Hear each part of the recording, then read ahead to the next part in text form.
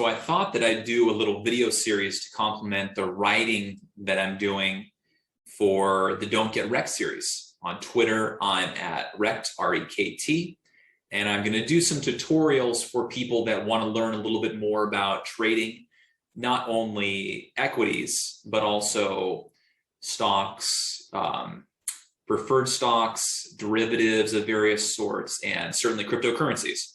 So one of the lacks of understanding that I often see when it comes to someone trying to get a portfolio of cryptocurrencies going is unnecessarily concentrating in a big project. So let's say that you want to invest in cryptocurrency projects and you're like, well, I like smart contracts. I think that the ability of a smart contract to close a lot of the necessity for lawyers for repetitive work or accountants for repetitive work is more promising than not. So what some might do is they might buy Ethereum, Cardano, Tron, anyone that's having any sort of focus in this space. But doing that is, I think, a disservice to themselves, because they're not the only ones that are doing interesting things in this place. You think about it, Ethereum is valued more than just about any US bank. And if it doubles or quadruples, then that is a tough road to go down, because it has this potential to crash. So what you want when it comes to an investment in a particular use case or idea is to look for something with limited downside. So the best way you can do that is to find a project that already has not scaled as much. So there are projects with micro caps that do a lot of the exact same things, just without a lot of the visibility. So you'll have side chains like XDAI or Harmony, or certainly Polygon and Expanse. So you can look onto a list of the side chains using the Ethereum virtual machine and say, well, all of these platforms are doing interesting things with the exact same technical architecture. What differentiates Binance Smart Chain versus Ethereum mainnet versus XDAI versus all these things? And you have to determine in your own mind, am I comfortable with going with a huge project like Ethereum, or with Binance, or something that already has that multiple baked in off of a heck of a lot of profitability? Or do you want to go into like a smaller project that admittedly is riskier because they have less resources? They stand, I guess, a better chance of going belly up, but at the same time provide a means to also appreciate equally as aggressively.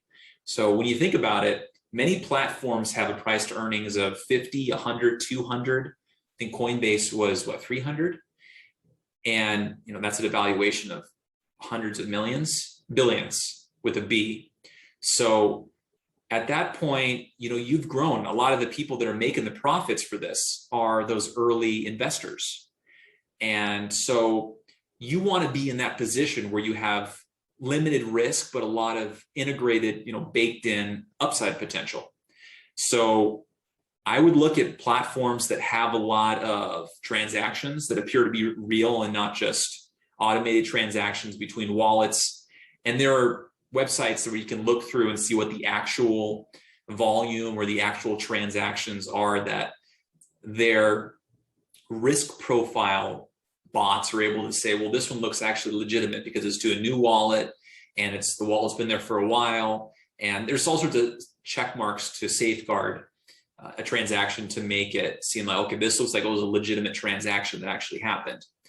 And then look at the built-in architecture, like are developers using the sidechain, and what are the burn rate, what are the tokenomics? Is scarcity going to be an issue here, or down the road, what are they doing to make this token that is an attractive investment opportunity? So I would say that for you, if you have however much, just look at those top 3 projects, I would argue that those are the least advantageous. You know, it would have to be either the biggest one, either Ethereum just completely dominates and their roll-ups and their improvements make it so that the GUI is no longer what, 220 that it was today, and $170 to get something off of Uniswap. Either they've brought it all the way down to 0 and they already have the name recognition there, and all the other players with their real value add being in the lower transaction fees are eliminated, other than the value they bring in the community, or it continues to stay high and is prohibitively expensive to deploy a smart contract. And a lot of these smaller players that you can deploy a smart contract for a penny continue to rise and grow, and the community gets increasingly large and they do hackathons to build more development, then you stand very well situated to profit from that. So I would advise someone that has a very clear investment thesis to look into every project that checks the box on that and say, is this a suitable investment at this market valuation? And if it's really low, like less than 10 million in value, do the developers and the leads of the project or the DAO have the resources they need to continue to give this project life and runway, to continue to direct focus to it, attention, visibility? And, you know, as the PR adage goes, visibility is credibility.